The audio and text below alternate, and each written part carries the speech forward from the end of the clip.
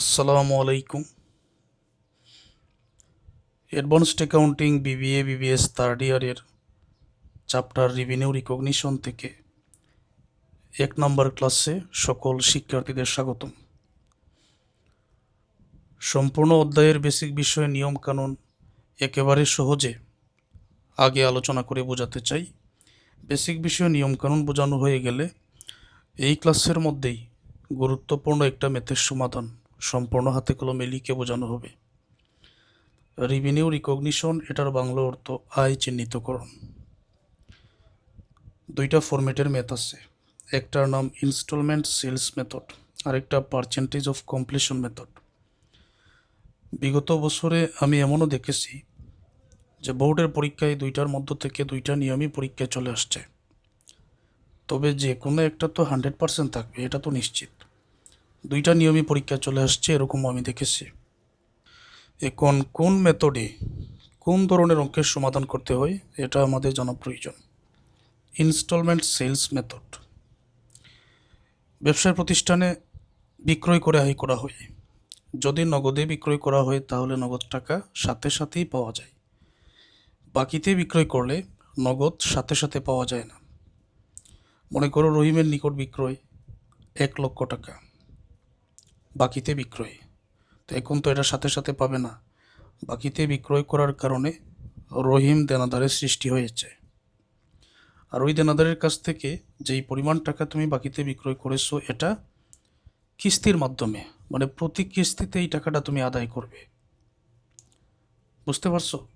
এই কিস্তির মাধ্যমে আদায় করবে। এখন বিক্রয় করার পর প্রতি কিস্তিতে যে তুমি টাকাটা আদায় করছো, তোমার ব্যবসায় কী পরিমাণ আয় হচ্ছে সেটা চিহ্নিত করা। রেভিনিউ রিকগনিশন, রিকগনিশন মানে চিহ্নিত করা। এই নিয়মটাই ইনস্টলমেন্ট সেলস মেথডে আলোচনা করা হয়েছে। আশা করছি একটু ধারণা পেয়ে গেছো।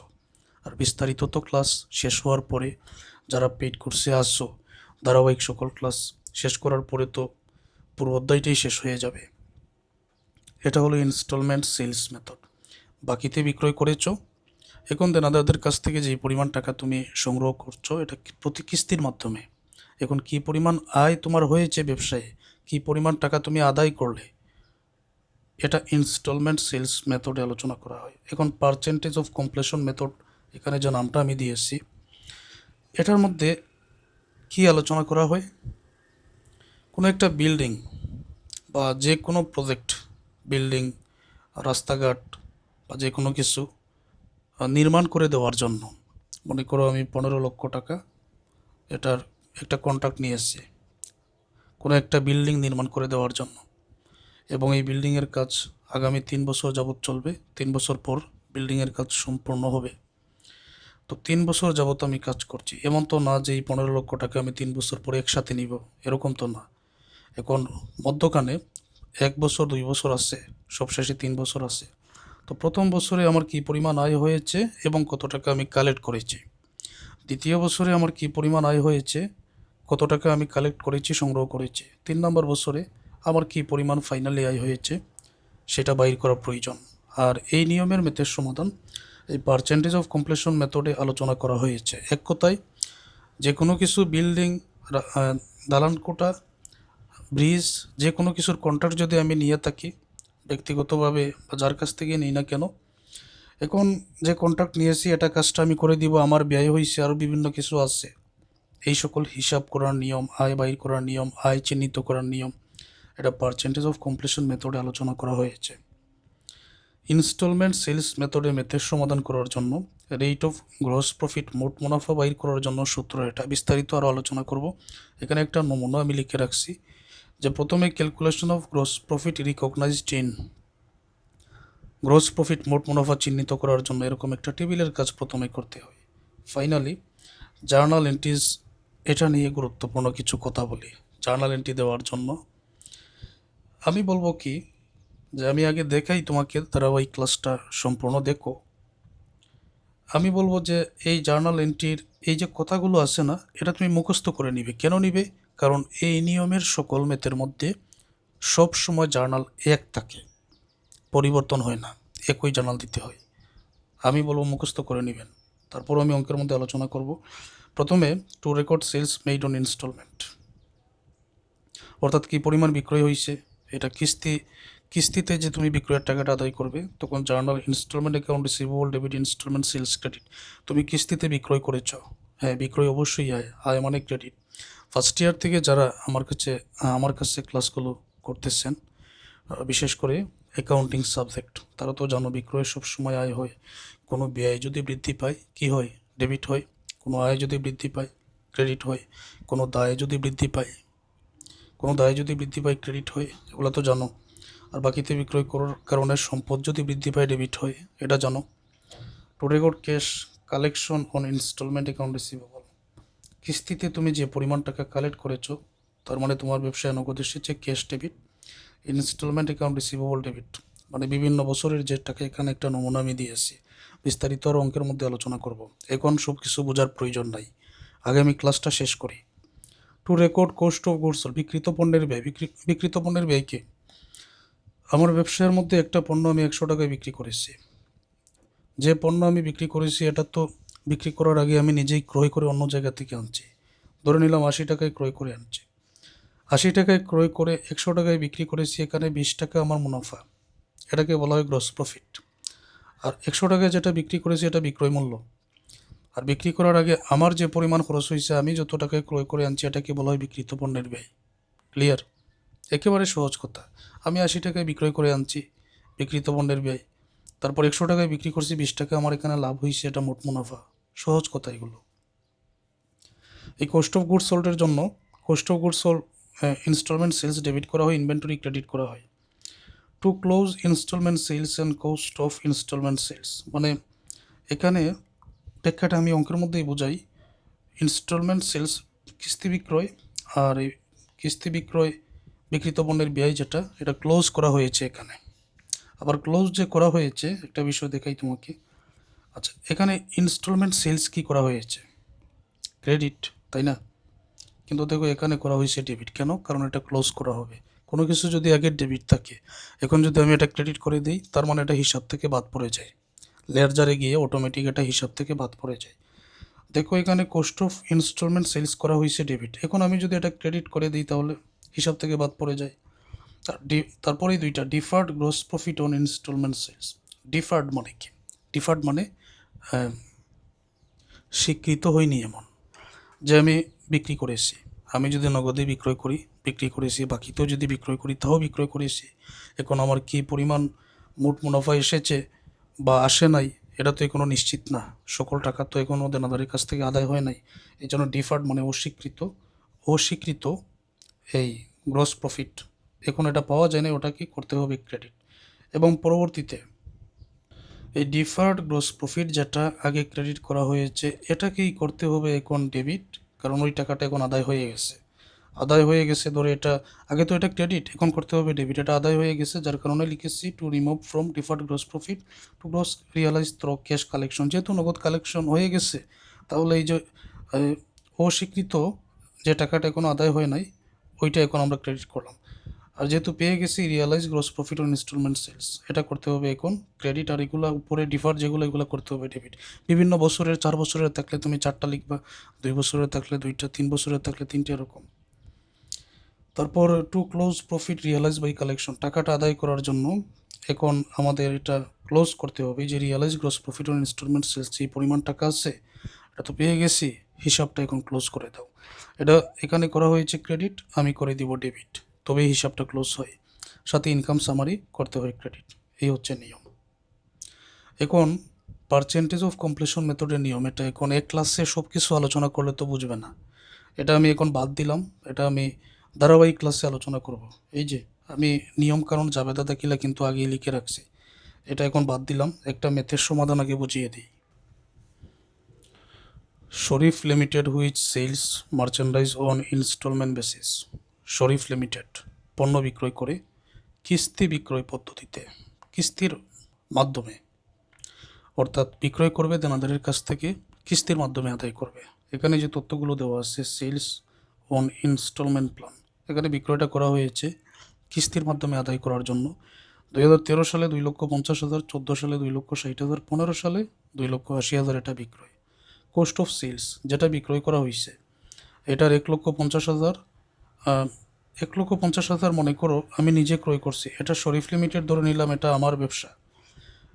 কস্ট অফ সেলস বিক্রিত পণ্যের ব্যয়, অর্থাৎ 1,50,000 টাকার পণ্য আমি ক্রয় করে 2,50,000 বিক্রি করছি, আমার পুরো 1,00,000 টাকা লাভ, এটাই গ্রস প্রফিট। কিছুক্ষণ আগে যেটা বললাম, 1,63,000 টাকার পণ্য আমি 2,60,000 বিক্রি করছি, আমার 92,600 টাকা লাভ। 1,82,000 টাকার পণ্য 2,80,000 বিক্রি করছি, আমার 98,000 টাকা লাভ। তাই তো এখন collection from customer on gross profit, এটা তো নির্ণয় করলাম নগদে বাকিতে মিলিয়ে, কিন্তু কি পরিমাণ দেনাদারের কাছ থেকে আদায় করা হয়েছে দেখো। 2014 সালে ইনস্টলমেন্ট সেলস, এখানে কালেকশন আদায় করা হয়েছে 2013 সালে 75,000 টাকা। তারপর এখানে 1,00,000 টাকা এবং 50,000 টাকা। বিষয়টা আমি তোমাকে বোঝাই, 2013 সালের টাকা 2013 সালে 75,000 আদায়, 14 সালে গিয়ে 1,00,000 টাকা আদায়, 15 সালে গিয়ে 50,000 আদায়।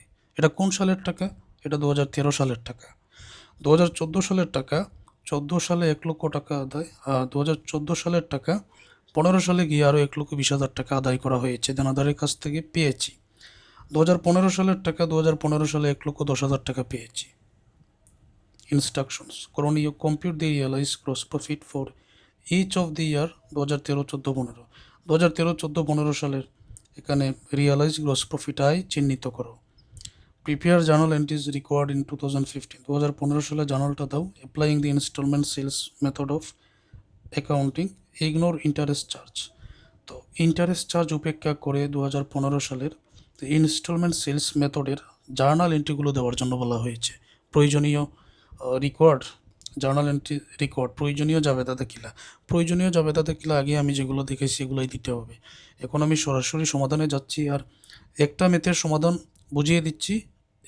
এর মানে হলো যে পরবর্তী এই নিয়মের যতটা মেথ তোমাদের বোঝাবো, একই চিন্তা ভাবনা করতে হবে, একই নিয়মে করতে হবে, একই বেসিক, মানে কোনো পার্থক্য নাই। তো একটা ভালো করে বুঝো, এই যে এতগুলো টাকা এখানে 2013 সাল, 15 সালের, 14 সালের আদায় করা হয়েছে, এই কালেকশন ফ্রম কাস্টমার অন, এটার রেটটা আলাদা করে বাহির করার জন্য যতটুকু আমি আদায় করেছি এগুলো থেকে আয় চিহ্নিত করতে হবে। তো এখন আলাদা করে যে কোনো অঙ্কের মধ্যে রেট অফ গ্রস প্রফিটটা বাইর করতে হয়। কি করতে হবে?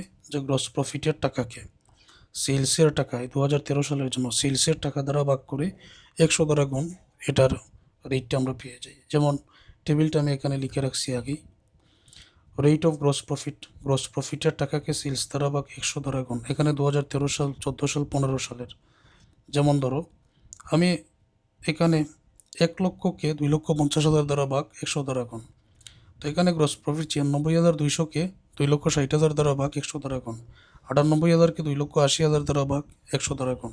তো এখানে কাজটা করতেছি।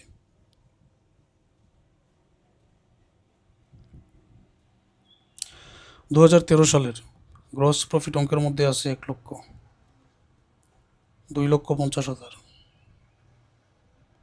গুণ 100।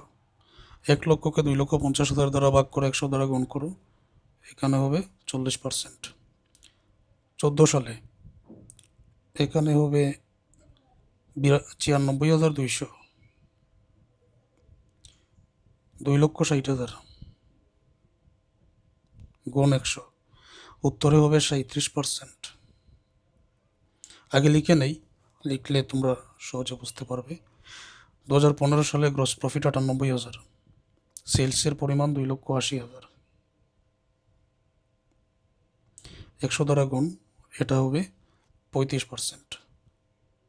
এখন বিষয়টা বোঝো, 2013 সালের যত টাকা আদায় করব, 2013 সালের টাকা আমি 14 সালেও পেয়ে যেতে পারি, আমি 15 সালেও পেয়ে যেতে পারি। মানে 2013 সালের টাকা আমি আদায় করব, যেই সালে আদায় করি না কেন, এটার রেট হবে 40%, গ্রস প্রফিট 40%। 2013 সালের 40%, 2014 সালে 37%, 2015 সালে 35% রেট। এক কথায় 2014 সালের টাকা মানেই 37% রেট, 2015 সালের টাকা মানে 35% রেট, 2013 সালের টাকা মানে 40% রেট। প্রথমেই যা করতে হবে লক্ষ্য করো, 2013 সালের টাকা 13 সালে 75,000 পাইছি, তো এটা রেট কত? 40% আমি বাইর করেছি। 14 সালে 1,00,000 পাইছি, এটার রেট 40%। এবং এই 50,000 2015 সালে পাইছি। রেট কত? 40%। এক কথায় 2013 সালের সব টাকার রেট কত হবে? এই যে 40%। এখন 2013 সালে আমি পাইছি 75,000, এখানে লিখে নেই। তো ফ্রম 2013 40%,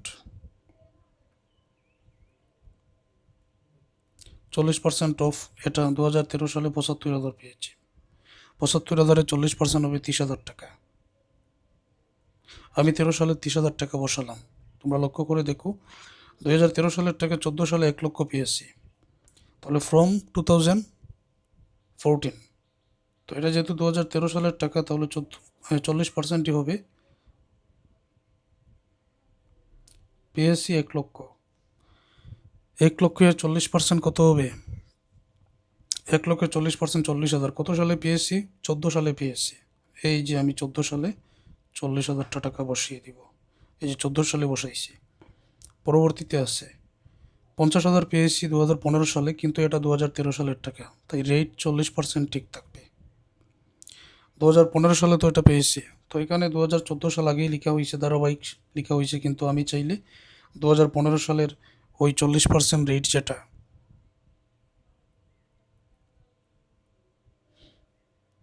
অফ 50,000 কত সালে পেয়েছি? এটা 15 সালে পেয়েছি। 50,000-এ 40% হবে 20,000। ওকে, 2015 সালে লিখে দিলাম। তারপর 2014 সালে যেটা পেয়েছি 1 লক্ষ টাকা, 2014 সালের 1 লক্ষ পেয়েছি। আবার 2014 সালের টাকা 15 সালে গিয়ে 1,20,000 পেয়েছি। তো এটা রেট আমি বাইর করেছি 2014 সালে যতটাই টাকা আদায় থাকুক না কেন, এটা রেট 37%, তাই তো? তো 37% ওই অনুযায়ী আমরা বসাবো, ওই রেটটাই বাইর করব। তাহলে 14 সালে 1 লক্ষ, 15 সালে 1,20,000। এই 14 সাল আগেই লিখে রাখছিলাম। এটা হচ্ছে 37% অফ 1 লক্ষ। এটা 14 সালে আদায় করা হয়েছে, 37% হবে 37,000। এবং এই 2015 সালে 2014 সালের টাকা 37% অফ, তখন আদায় করা হয়েছিল 1,20,000। এটা 15 সালে আদায় করা হয়েছে 1,20,000-এর 37%, 44,400। 44,400। পরবর্তীতে 2015 সালের টাকা 2015 সালেই আদায় করা হয়েছে 1,10,000 টাকা। আমরা দেখতে পাচ্ছি এখানে 2015 সালের রেট 35%। 35% অফ 1,10,000। 1,10,000-এ 35%, 38,500।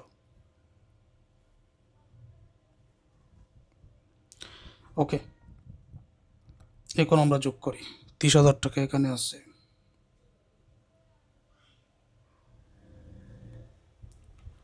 40,000 আর 37,000 যোগ করলে এখানে 77,000।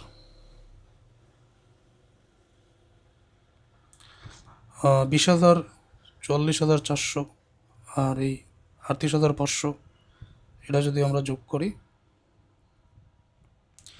এখানে হবে 1,02,900।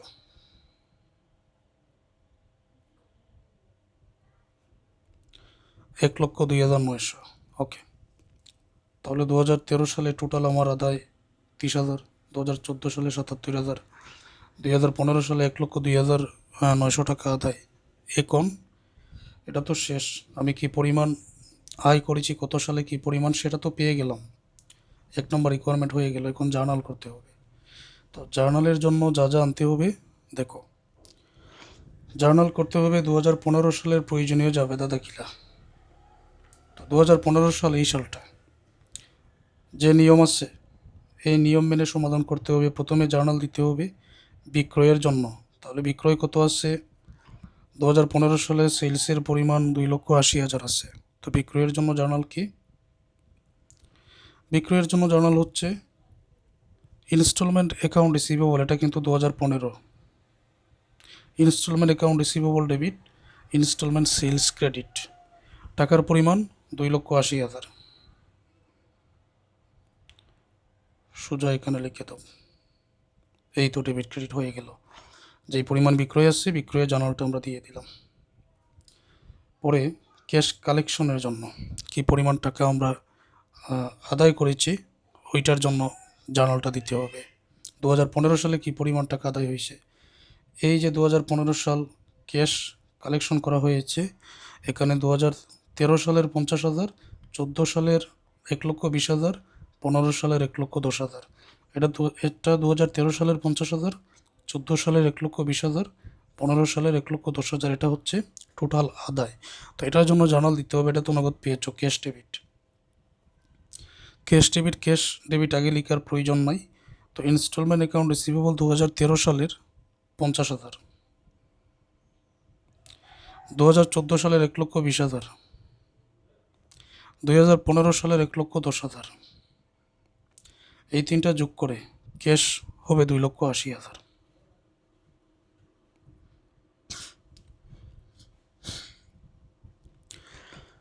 পরবর্তীতে এখানে to record cost of goods sold, বিক্রিত পণ্যের ব্যয়ের জন্য কোস্ট অফ সেলস 1,82,000 আছে 2015 সালের। তো এটা কোস্ট অফ গুডস সোল্ড এখানে ডেবিট হয়, কোস্ট অফ ইনস্টলমেন্ট সেলস হবে ডেবিট, ইনভেন্টরি ক্রেডিট। 1,00,000 কত ছিল, 1,82,000, ওকে এটা বসিয়ে দিই। Cost of instalment sales debit, inventory credit. এই জন্য আমি বলছিলাম যে এগুলা পারলে তোমরা মুখস্থ করে নিও, কারণ সব সময় তো একই জার্নাল দিতে হবে। এই জন্য এখন আমাদের ক্লোজ করতে হবে। যেমন ইনস্টলমেন্ট সেলস এখানে আছে ক্রেডিট, আমি করব এখন debit. Cost of instalment sales এখানে আছে ডেবিট, আমি করব ক্রেডিট। টাকা 2,80,000 আর 2,80,000 আর 1,82,000 আছে। তো এটা কীভাবে লিখি দেখো, ইনস্টলমেন্ট সেলস আগে ক্রেডিট ছিল, এখন ডেবিট করতেছি কারণ এটা ক্লোজ করতে হবে। তো ইনস্টলমেন্ট সেলসের পরিমাণ 2,80,000, কোস্ট অফ ইনস্টলমেন্ট সেলস 1,82,000,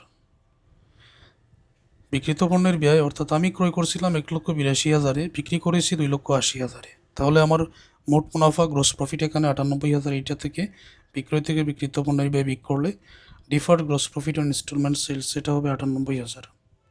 অর্থাৎ 98,000 আমার মোট মুনাফা হয়েছে, কিন্তু এখনও স্বীকৃত হয় নাই, কারণ এখনও আমি ওইভাবে আদায় করি নাই দেনাদারদের কাছ থেকে। পরবর্তীতে এই deferred gross profit instalment sales যেটা আছে, তো এইটার জন্য, এটা ক্লোজ করার জন্য বর্তমানে যে আয় আমি চিহ্নিত করেছি, ওই আয়গুলোর জন্য যা করতে হবে, আয় আমি চিহ্নিত করেছি কত, 2013 সালে 30,000, আমরা তো এখন 2015 সালের টাকাটা বসাবো। 2015 সালে এখানে 20,000 এবং 44,400, 38,500, টোটাল 1,02,900 টাকা 2015 সালে কিন্তু আদায় করা হয়েছে। 2015 সালে জার্নাল এখন লেখার জন্য বলা হয়েছে। তো 2015 সালে যেটা আদায় করা হয়েছে, তো এটা তো এখন স্বীকৃত হয়ে গেল, আদায় হয়ে গেছে। এটা এখন আদায় হয়ে গেছে, রিয়ালাইজড মানে আদায়। তো আদায় যেহেতু হয়ে গেছে, এই জন্য আগে যেটা হিসাবের মধ্যে ছিল deferred gross profit on instalment sales, এইটা আমরা এখন কি করব,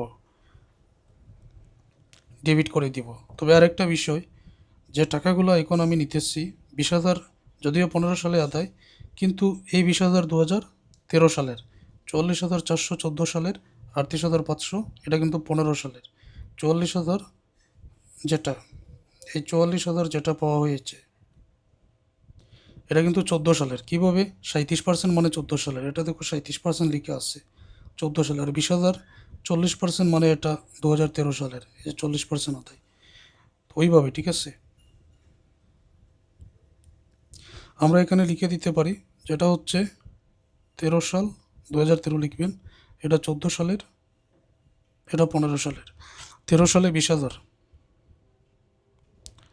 44,400, 15 সালে 38,500, realise gross profit on instalment সেলসের টাকাগুলো যেগুলো আদায় হয়েছে টোটাল হবে 1,02,900। To remove from deferred gross profit to gross realise through cash collection. নগদ সংগ্রহের মাধ্যমে এই অস্বীকৃত গ্রস প্রফিট যেটা, এইটা রিমুভ করা হলো, আর এখন মোট মুনাফা এটা স্বীকৃত হলো, রিয়ালাইজড আদায় হলো। এখন 1,02,900 যেটা 2015 সালে আদায় করা হয়েছে উপরে, এই যেটা আদায় করা হয়েছে এটা এখন ক্লোজ করতে হবে। ক্লোজ করার জন্য আগে যেটা জার্নাল করা হয়েছে রিয়ালাইজ গ্রস প্রফিট ও ইনস্টলমেন্ট সেলস ক্রেডিট, এটা এখন করে দিব আমরা ডেবিট, এবং ইনকাম সামারি ক্রেডিট, তখনই এটা ক্লোজ হয়ে যাবে। To close profit realise by collection কত আছে? 1,02,900। Income summary 1,02,900। ওকে, এই ছিল ম্যাথের সমাধান। এই নিয়মের সকল ম্যাথ একই নিয়মে করতে হবে। পেইড ব্যাচে যারা আসছো পরবর্তী ক্লাসগুলো দেখো।